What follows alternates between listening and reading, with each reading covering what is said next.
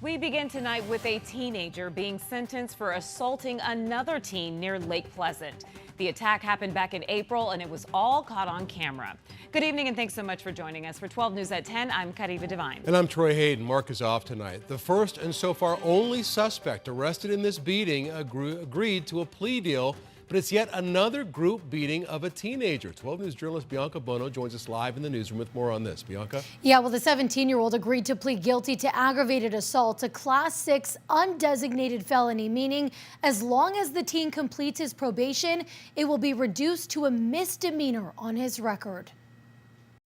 I received a call from my son pleading for help because he couldn't stop bleeding. The mom of the teen seen in this video being assaulted by a group, reading the letter she wrote to the court as one of the attackers seen punching and kicking her son was sentenced. Until they suffer consequences themselves, they will never understand true empathy. Shortly after the attack happened in April near Lake Pleasant, Peoria Police began searching for 3 suspects. They quickly arrested a 17-year-old and recommended he be charged with 2 counts of aggravated assault, unlawful imprisonment, assault, disorderly conduct, and threatening and intimidating. I was like, they're going to take it seriously and we're going to get justice for our family and let us get closure.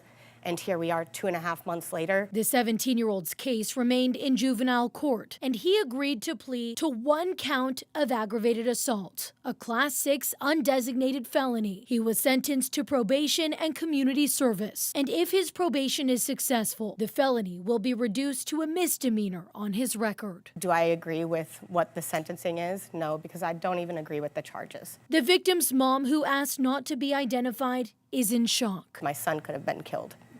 And I don't feel that it matches up to what the crime was. And it's disheartening because what does this do for future? How does that make other families feel that have lost children in the past to the same type of violence? What message are we sending to the youth? She also questions why more arrests haven't been made, given the assault was captured on camera. Peoria Police tell 12 News they still have 2 outstanding suspects who detectives are actively looking for. One of them allegedly sending harassing messages to those close to the victim. It's really aggravating. It feels like my son's slipping through the cracks and that he's not going to get his true justice. As this family continues to wait for that justice, this mother has a message for the remaining suspects. You're going to come in, you're going to face it, and I promise you, it's going to happen. So just do it now and stop making it worse. I just want you to face it so we can move on and you can move on.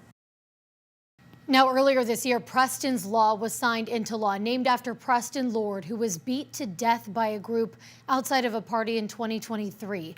That law increases the penalty for these group-style attacks referred to as swarming. Had that law been in place when this attack happened, a Class 6 felony would not have been on the table. The defendant would have been charged with a Class 4 felony. We're live in the newsroom tonight. Bianca Bono, 12 News. Bianca, thank you.